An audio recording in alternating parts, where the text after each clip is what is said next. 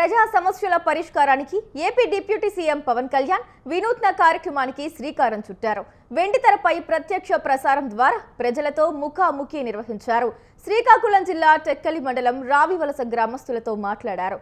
మన ఊరు మాట మంతి పేరుతో చేపట్టిన ఈ కార్యక్రమాన్ని టెక్కలిలోని భవానీ థియేటర్లో నిర్వహించారు.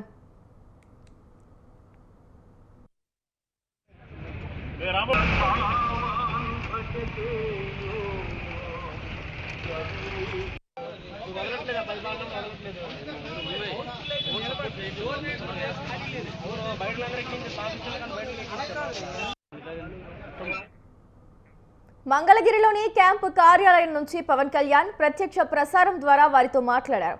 పంచాయతీరాజ్ గ్రామీణాభివృద్ధి శాఖ ఆధ్వర్యంలో అమలు చేస్తున్న వివిధ అభివృద్ధి పనులపైన అడిగి తెలుసుకున్నారు. ప్రజల సమస్యలపై వాటి పరిష్కారానికి సంబంధిత అధికారులకు ఆదేశాలు జారీ చేశారు.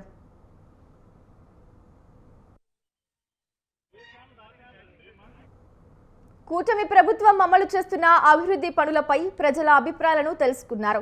రావివలస రహదారిని 3 కోట్లతో అభివృద్ధి చేసేందుకు పవన్ కళ్యాణ్ హామీ ఇచ్చారు. రావివలస దామోదరపురం శ్మశాన వాటికలకు 1.20 కోట్లతో సీసీ రహదారులు ఏర్పాటు చేస్తామని చెప్పారు. పంచాయతీలో 2.97 కిలోమీటర్ల రహదారులకు మరో 5.21 కోట్లు మంజూరుకు హామీ ఇచ్చారు.